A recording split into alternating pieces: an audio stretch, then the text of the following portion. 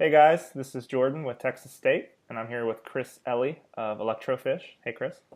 Hey, how's it going, Jordan? Good, how are you doing? I'll let you kind of give yourself a little intro here. Yeah, I'm principal and executive producer at Electro-Fish, based here in Austin. We're a brand and innovation firm, so we help people message and we produce TV shows like Friday Night Tykes Steel Country, and other fun stuff like that. Awesome. And so the reason I was reaching out to you today was to talk about your upcoming panel at South by, which is entitled Tower Recall, How UT Shooting Changed the Media. And so can you just tell us a little bit about your involvement with that? Yeah, definitely. So we're going to have a panel of four folks speaking to the UT tower shooting, and that was the first real school violence massacre, if you will, in U.S. history. Has a great impact on history. It actually resulted in the creation of SWAT teams, because when this was going on, the police had no weapons to even shoot someone from a distance. So they were calling for people to bring their rifles to town and Right.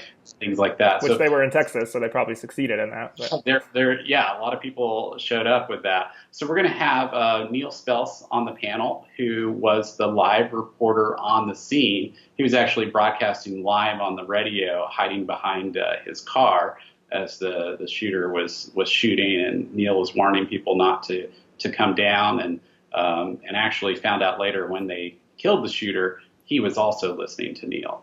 And what we're going to do is look at how the recollection of this event has changed throughout history, how every decade media technology has come on and given us new insight into the story, or maybe what audiences want to see that is different. I mean, when Neil was there, we're talking about radio and just the advent of television. It wasn't really live on TV at that point. But since then, Neil has been on Dateline NBC and all sorts of television products that take a different slant at this. Social media has come up during this time period. Interactivity. So Zach Ryle from the Austin American-Statesman will be there to talk about a fully interactive presentation they did on the tower shooting itself, and how that story is different than what we could have done 15, 20 years ago.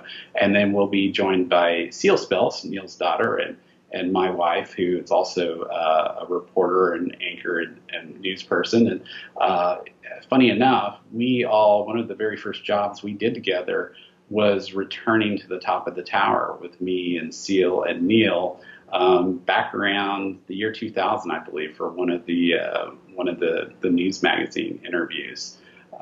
So this whole thing's come full circle. right, was that Neil's first time to have been back there since then, or It was. really? It was his first time. They had not really let people up there. Right.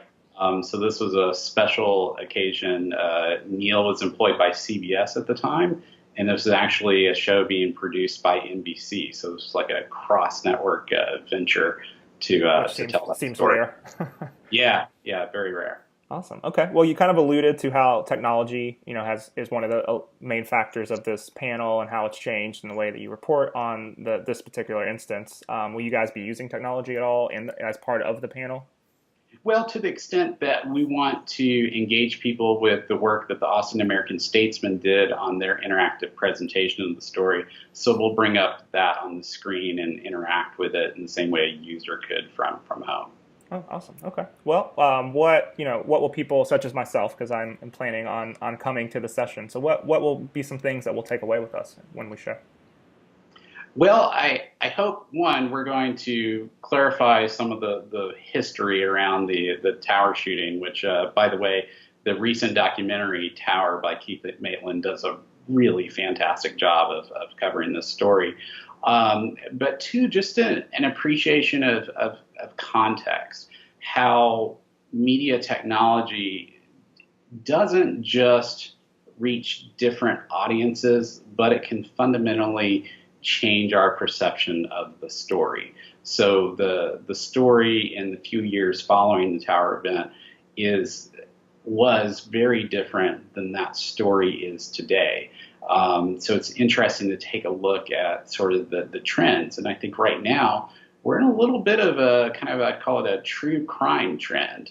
Neil appeared on Investigation Discovery last year, where they're really investigating the life of the shooter and things like that. So I think it'll help put major events in context to some extent. Right. And I just feel like this type of thing is gaining interest from just someone who may not even know about it. Like I just got recently finished watching one of those bios about OJ, and it just feels like this kind of crime scene story from the past is gaining a lot of attention and a lot of notoriety because there's so much more technology and ways to profile it. So that's it's hard to realize when you're inside those trends.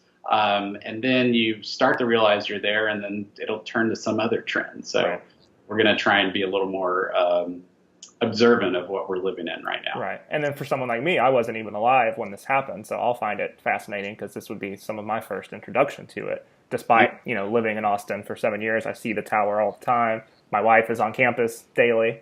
So this is very all fascinating stuff to me. And, something that not a lot of people realize is when this event happened, the police had no way to combat it. So he was at the top of the tower. They were on the ground. Right.